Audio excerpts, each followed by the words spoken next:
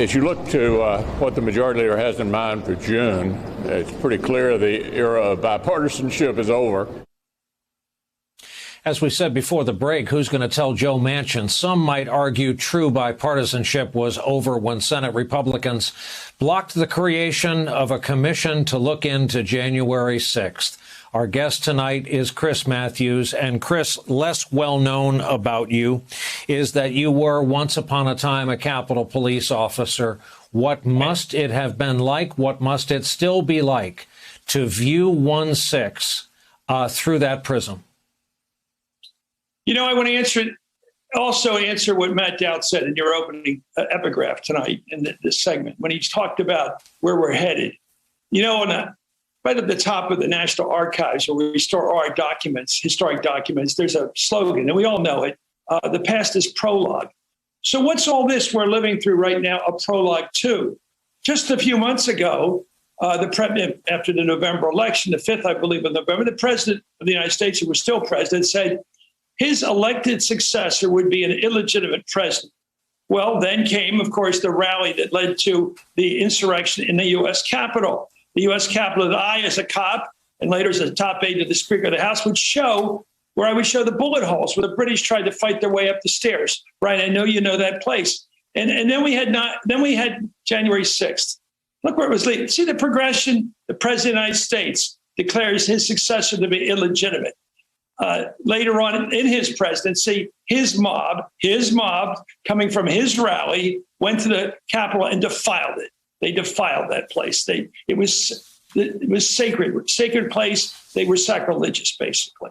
And then 2/3 of the Republican Party said their leader, who's still their leader, Donald Trump, said that the Biden presidency was illegitimate.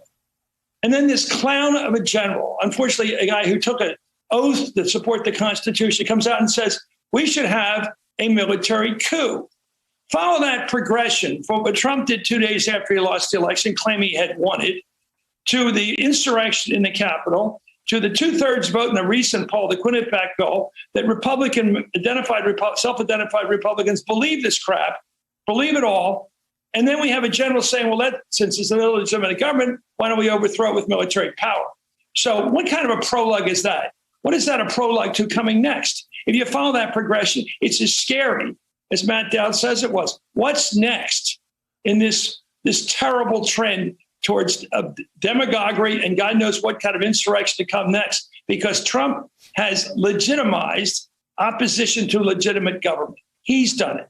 And when I look at Mitch, does anybody think Mitch McConnell's a leader? Mitch McConnell was a follower of Trump. All of them are.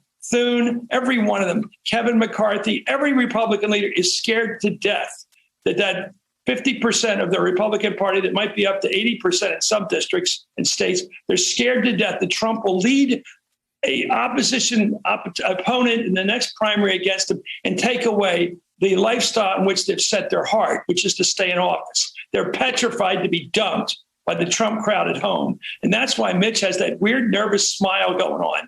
You know, that Elmer Fudd, whatever that look is he has of a phony, scared guy, he's got it because he knows Trump's the boss. And he's going to be the boss as long as he scares the dickens out of these people. And they can dress up and put their ties on and go to work and act like they're leaders. They're not. Barrasso on the right, the same deal. Look at those. They're not leaders. They're followers of Donald Trump. And he's a demagogue. And through our history, the great thing about this country is demagoguery was never a great career move. Trump's trying to make it into a career. And I'd like to see the Republicans stand up and say, this is the end of the Trump era. We're not going to take his orders anymore. But you can blame Joe Manchin. He's voting his district. He's voting his state. But the real problem is you can't get any Republican help on the things that this country wants. They want the country fixed up. They want our voting to be straight.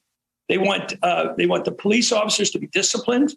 They want a decent immigration plan for the country.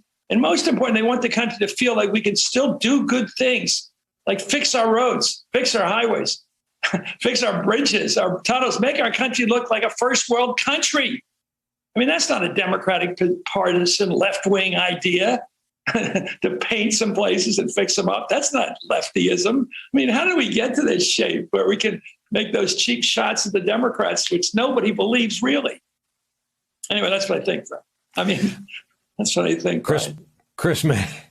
Chris Matthews has been our guest tonight. Good to see you again. The new book is called This Country: My Life in Politics and History.